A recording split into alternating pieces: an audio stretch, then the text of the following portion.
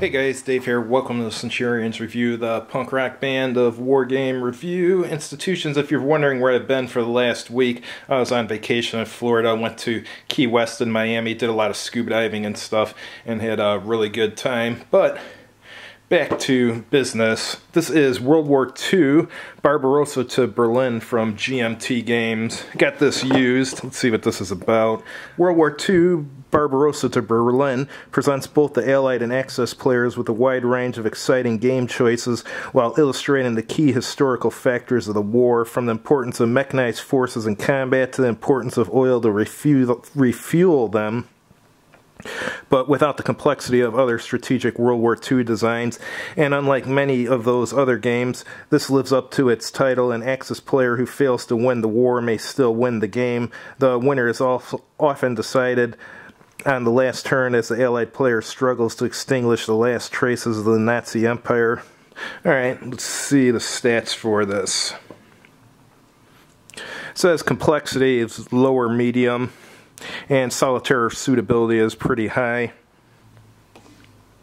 And time is 3 months per turn, so each turn's an entire season, and it's a point-to-point map, and it's for 1 to 2 players.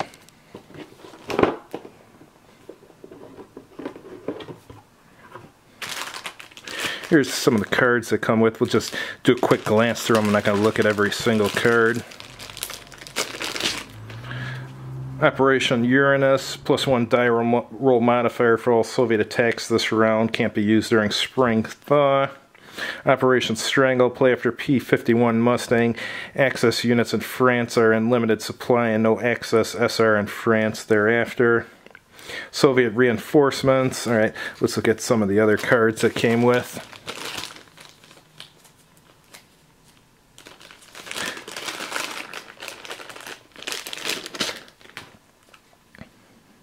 Spear allows play of 5th Panzer and 6 SS Panzer armies, and final production surge event may not play after Totaler Krieg.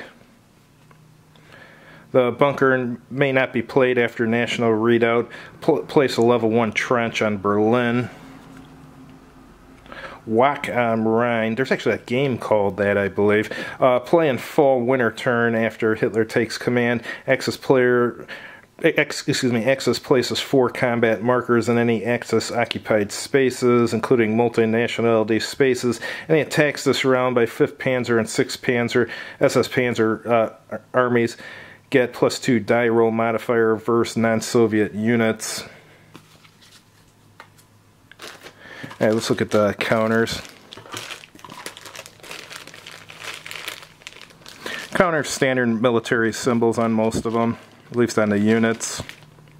Looks like many of them are two-sided.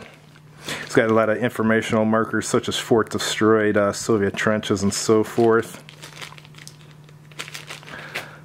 What do we have here? Some more markers. Some of these ones in here are just 1/2 inch. So there's various sizes too. Let's look at the map. This has got a decent sized map. It's point to point.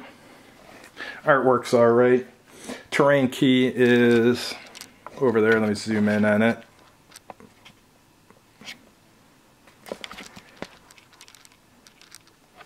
And down here they have the general record track, Allied orders chart,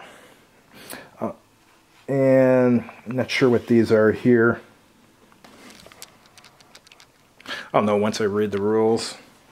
And here you can put Allied eliminated units, Allied reserves, and this looks like some type of turn record track here. So the map looks alright. We have some player aid cards in here too. It's got the SCU fire table, LCU fire table, terrain effects chart, Allied orders chart, Axis orders chart, SR cost, replacement point cost, German Panzer replacement limit, oil and iron hand size adjustment, and it's got the special units listed here. And partisan effects, activation, cost, and ops, nationality groups, and LCU to SCU replacement. Other ones should be the same, just for the other player. Yes, it is. Let's take a look at the rule book now. Alright, let's see how many pages we got. 15 pages. one of the shorter GMT rule books then. It's going over an introduction, game setup here, and terminology there. Determining victor, it's got victory points. And it looks like you can get an automatic victory if the victory point total is 20 or more during the end of turn phase on any turn, so you can end early too. That's good. And it's got a campaign scenario victory too. So let's go over a sequence of play. There's an order phase, action phase, attrition phase, replacement phase, draw strategy cards phase, and an end of turn phase. Now let's go more into the strategy cards. Replacement points. Going over orders, stacking.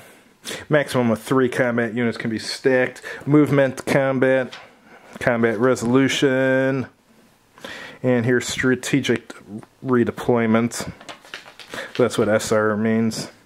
Supply rules, replacements, and here's the weather rules. And it's going over partisans here. And it's going over neutrals and national restrictions, and here's a campaign scenario. Thanks for watching. Just wanted to show you guys this game, and have a good evening.